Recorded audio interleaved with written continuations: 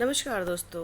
Chemistry के कुछ important questions इस तरीके से रहे। ये सारे क्वेश्चंस प्रीवियस ईयर्स में आए हुए हैं, तो आप इन्हें बहुत ध्यान से देखिएगा, ठीक है। हो सके तो नोट्स भी बना लीजिएगा। फर्स्ट क्वेश्चन है the condition for methemoglobinemia by drinking water is. ये एक बीमारी है, द कंडीशन फॉर मेथिमोग्लोबिनीमिया। इसको हम ब्लू बेबी सिंड्रोम भी कहते हैं। ठीक है। ये क्यों होता है? ये गंदा पानी पीने से होता है ना। ये एक ब्लड डिसऑर्डर होता है जो हमें पॉल्यूटेड वाटर पीने से होता है, ठीक है। और ये किडनी को क्या करता है? डैमेज कर देता है। अब ब्लड डिसऑर्डर होगा तो किडनी तो ब्लड साफ करती है ना, तो किडनी पे इसका इफेक्ट आएगा, किडनी को डैमेज करती है।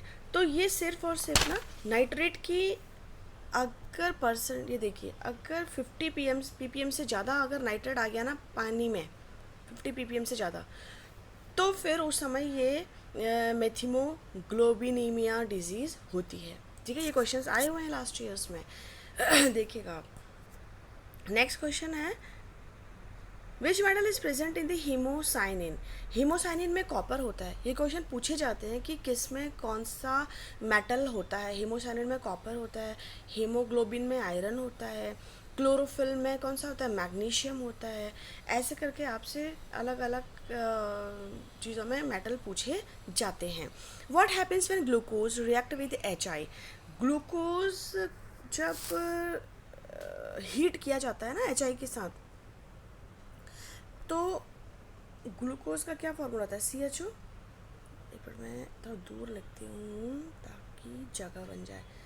CHO, CHOH whole 4, CH2OH। इसको जब HI के साथ हीट करते हैं तो हमें हेक्सेन मिलता है। क्या मिलता है? CH3, CH2 का होल 4, CH3, हेक्सेन मिलता है, याद रखिएगा। नेक्स्ट क्वेश्चन है which chemical is use for, एक मिनट इसको हटा दूँ। नेक्स्ट क्वेश्चन ये हो गया। How methanol is prepared industrially. Methanol industrially कैसे बनाया जाता है? मिथेनॉल बनाने का जो तरीका है वो वाटर गैस लिया जाता है। इसमें मैं आपको लिख के बताती हूँ। इसमें वाटर गैस लेते हैं, और वाटर गैस किसका कॉम्बिनेशन है? CO प्लस H2 का कॉम्बिनेशन है वाटर गैस। इसमें हाइड्रोजन पास कराई जाती है in the presence of Cr2O3 और ZNO की प्रेजेंस में। ये होता है 300 डिग्री सेल्सियस अंडर प्रेशर। तो जैसे हम इन चीज़ों को इनकी प्रेजेंस में रिएक्शन कराएंगे तो हमको मिथेनॉल मिल जाता है, मिथेनॉल मिल जाता है। तो उसको कैटालिटिक रिडक्शन ऑफ CO कहते हैं, catalytic reduction of CO। Next question, what is the process called when salty water is converted into fresh water. हर घर में आजकल क्या लगे हुए हैं? RO, यानी कि रिवर्स ऑस्मोसिस लगे हुए हैं। तो ये कैसे सफाई करते हैं पानी की? आखिर कैसे ये हमको साफ पानी देते हैं? ये क्या कहते हैं, इसमें एक सेमी परमेबल मेम्ब्रेन इसके अंदर लगी होती है जो कि सेपरेट कर देती है वाटर मॉलिक्यूल्स को, प्योर वाटर मॉलिक्यूल्स को फ्रॉम द इफ्लुएंट्स या फिर जो भी सॉल्ट होता है उससे ये पानी को बिल्कुल अलग कर देती है और उनको पीछे छोड़ देती है, ठीक है। तो हमें जो मिलता है वो साफ़ पानी मिलता है, और कई बार तो क्या होता है, मिनरल्स भी पीछे रह जाते हैं। तो ऐसा पानी कहीं ना कहीं हमारे लिए क्या है, हम पी तो रहे हैं लेकिन ये पानी कहीं ना कहीं हमारी बॉडी के लिए बहुत ज़्यादा यूज़फुल नहीं है, क्योंकि इसमें कुछ ना कुछ अमाउंट मिनरल्स का भी पीछे रह जाता है। पानी में तो बहुत सारे मिनरल्स होते हैं जो हमें पानी पीने से मिल जाते हैं, लेकिन ये RO का पानी पीने से क्या होता है, कुछ मिनरल्स भी हमारी बॉडी में नहीं पहुंच पाते हैं। तो ये सॉल्ट हो गया और जितनी भी गंदगी है ना, और कुछ मिनरल्स को पीछे छोड़ते हुए एक पानी, साफ़ पानी हमको देता है। यहाँ पर ज़रूरी भी है इसको लगाना, क्योंकि अगर यहाँ पर हम इसका यूज़ नहीं करेंगे तो हम सॉल्टी वाटर पी भी तो नहीं सकते हैं ना। तो ये ज़रूरी हो जाता है हर घर में लगाना। हिल स्टेशंस में तो लोग ये सब यूज़ नहीं करते क्योंकि वहाँ पे नेचुरल वाटर आता है, तो that water is rich in mineral. What happens when अच्छा, नेक्स्ट क्वेश्चन क्या था इसका, which chemical is use for artificial rain. Artificial rain, ये AgI, सिल्वर आयोडाइड, ठीक है। चाइना ने, ओलंपिक हुआ था जब चाइना में ना, तो उसने वो किया था, याद है आपको, न्यूज़ आई थी कि उसने वो बादल लगे थे तो उसने आर्टिफिशियल रेन करवा दी थी, सारे बादल ही हटा दिए थे। देखिएगा कभी, ये चाइना के काम है। तो ये सिल्वर आयोडाइड का यूज़ होता है इसमें।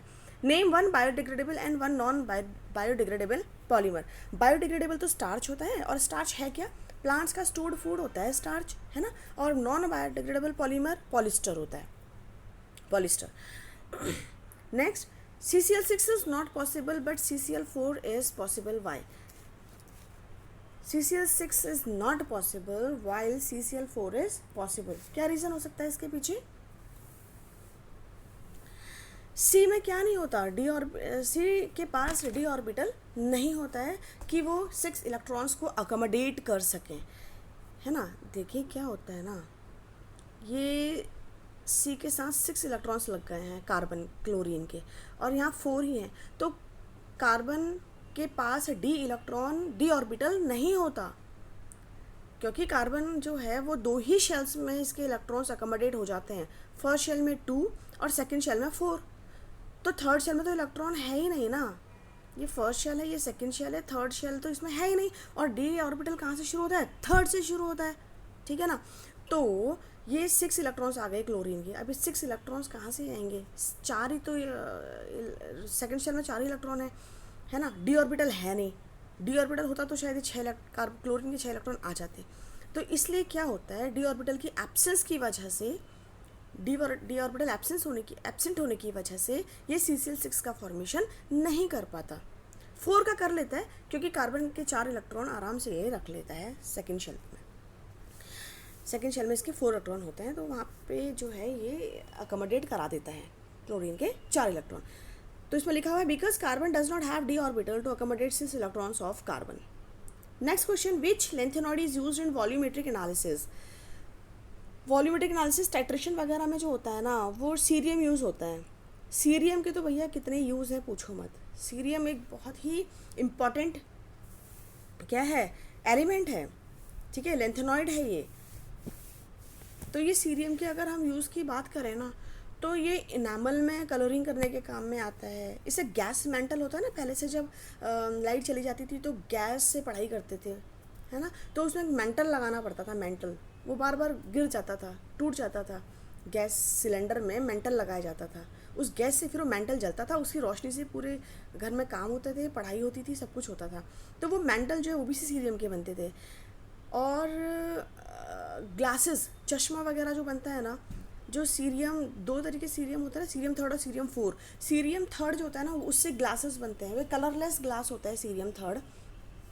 कलरलेस होने की वजह से इससे ये क्या, इससे ग्लासेस बनाए जाते हैं सीरियम से। तो ये कलरलेस ग्लास होने की वजह से होता है, लेकिन फिर भी क्या करता है, ये अल्ट्रावायलेट जो लाइट होती है ना, उसको एब्जॉर्ब कर लेता है, तो ये चश्मे के बनाने के काम में आता है। इसके अलावा अगर हम देखें, ये टाइटेनियम के साथ कांच में अगर इसको मिला दिया जाए ना, टाइटेनियम और सीरियम को मिला दिया जाए, तो ये बहुत ही प्यारे कलर देते हैं ग्लास को। और हाँ, सबसे बड़ी बात, ये स्ट्रॉन्ग रिड्यूसिंग है, मतलब ये इसका रिडक्शन बहुत स्ट्रांगली, ये एक ऑक्सीडाइजिंग एजेंट है, मतलब ये एक स्ट्रॉन्ग ऑक्सीडाइजिंग एजेंट है, मतलब खुद रिड्यूस्ड हो जाता है, खुद रिड्यूस्ड हो रहा है। बहुत इंपॉर्टेंट है ये लाइन इसकी। चलिए नेक्स्ट क्वेश्चन देखते हैं। In which of the following compound Friedel Craft reaction is not go very well.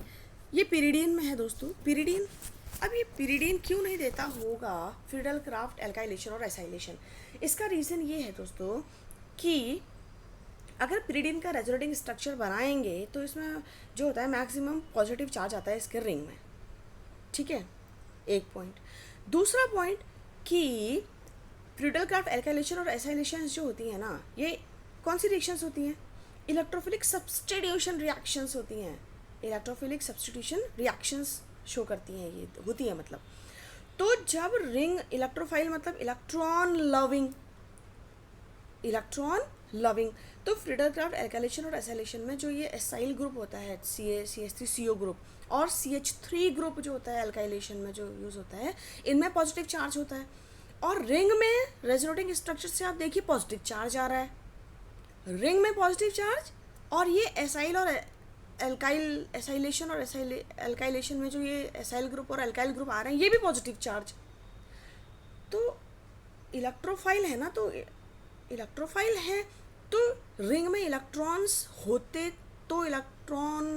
होते तो ये वहाँ पे अटैक करते। लेकिन रिंग में भी पॉजिटिव चार्ज, इनमें भी पॉजिटिव चार्ज, तो ये रिपेल कर देते हैं दोस्तों। क्या कर देते हैं? रिपेल कर देते हैं, और जिसकी वजह से ये रिएक्शंस हो नहीं पाती हैं। पिरिडिन की ये सब क्यों हो रहा है? क्योंकि पिरिडिन की रेजोनेटिंग स्ट्रक्चर जब आप बनाओगे तो मैक्सिमम प्लेसेस पे क्या आ रहा है? पॉजिटिव चार्ज आ रहा है।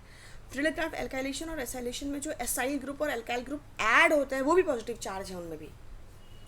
तो ये पॉजिटिव पॉजिटिव रिपेल कर देते हैं, जिसकी वजह से क्या नहीं हो रहा है?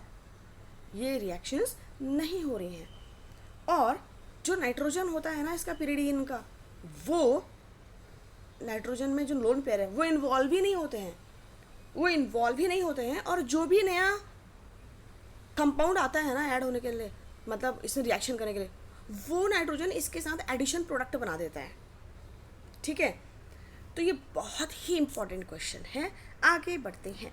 Which species does not exist under normal condition? ये BE2 है। BE2 नॉर्मल कंडीशंस में नहीं बनता है, बाकी बन सकते हैं।